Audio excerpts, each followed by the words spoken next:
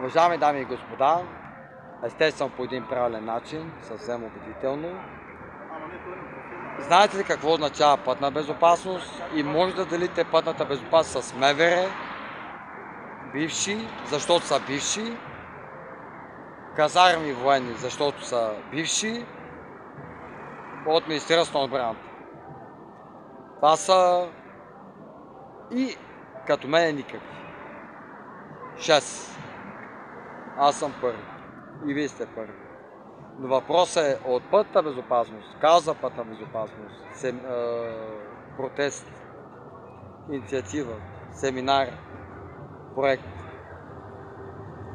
шествие, компютърна игра, виртуален тренинг, обучения, медии, радиа, интернет сигнал, радио, вътре, Google мрежа, медии. За също какво казах? Каква е разликата ли? Разликата е... Започвам с сателита.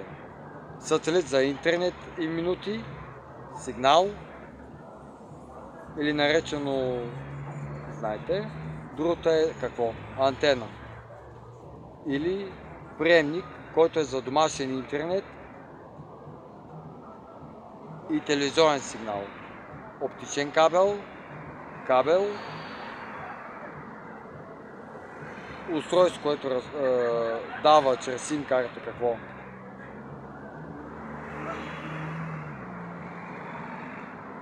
Телефона бе. И последното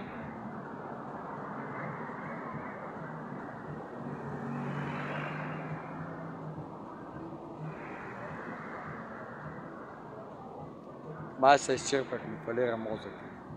Началото, назад е сателит, това, което мога да кажа. И двата примера по принцип са с... ако следвате логиката, могат да бъдат съчетани. Аз бях Антони Найденов относно безопасно използване като пътна безопасност, вие като потребители, домакинства, клиенти, битова сметка или сметка, да си плащате и да знаете какво. Вашите права в КЗП и естествено да си знаете и потребителски права по договор. Без нагнетяване на напрежение и още едно нещо. Да не се въртят на 4, 5, 8, 10 и интриги с един и същия апарат от 2011, 2012, 2013 спрямо какво казах, спрямо цената.